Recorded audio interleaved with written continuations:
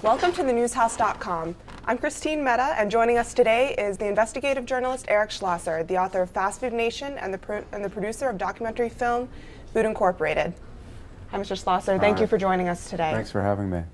So I actually just heard that you are working on a brand new book that you're dying to talk about. Could you tell us a little bit about it? I can tell you a little bit about it, but I can't tell you too much about it. We'll take what we can get. It's a book about nuclear weapons, and it's an attempt to reintroduce this subject, I think, to people who have either forgotten about it or never really known about it. We've had, it's remarkable since 1945 that no city has been destroyed by a nuclear weapon, but it's not inevitable that that'll always be the case. So the book is an attempt to just remind people about this technology and some of its hazards.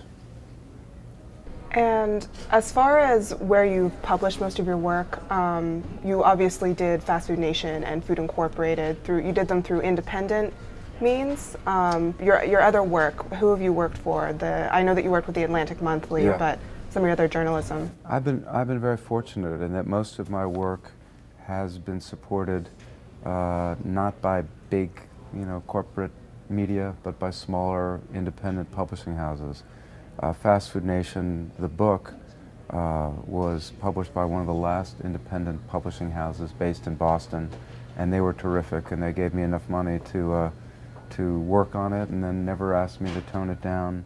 The articles, Fast Food Nation, appeared in Rolling Stone, which is one of the last old-fashioned publications where the owner is also the editor, Jan Wenner. I've been involved in a few films, and they were all independent films, so I've been very fortunate to get my work before the public without having to face too much pressure from people who are afraid of what the implications might be. However, your work certainly has had a very far-reaching impact on, I think, how the American public views the food industry and what we eat. Do you think that your work has influenced in any way health and food policy in the U.S.?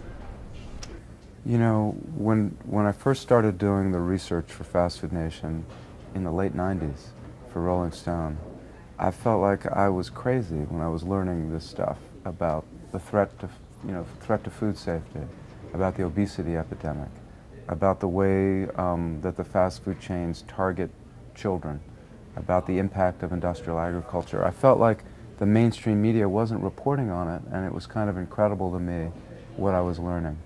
10, 12 years later, there's a food movement in the United States.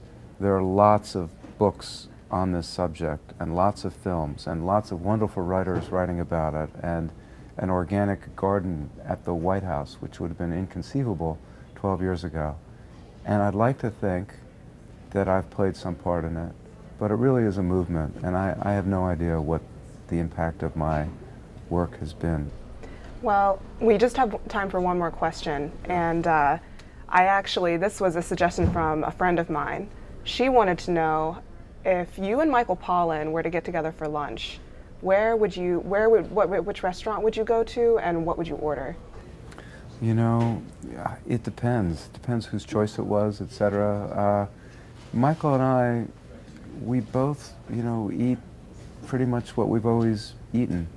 And I think he'd agree, we're just much more conscious about who's producing it. So it might just be a small local diner serving good food from local farmers, but it wouldn't necessarily be macrobiotic health food, tofu burgers, although that could be good too. For me, what's most important is what the food system says about this society, and about what you can learn about a country by how it eats, what it eats, and how it distributes, food. But my diet is not perfect or pure, but I try to do the right thing, and I try to support farmers and restaurants and companies that are trying to, sell food and make food in a way that's sustainable. And Michael and I are good friends, and we see eye to eye on 99.9% of these issues. And he's a wonderful writer, and I think really leading this food movement in a great direction. Thank you very much for joining us today. I've really enjoyed speaking with you. Thank you. And thank you for joining us on thenewshouse.com. Please be sure to check us out at www.thenewshouse.com.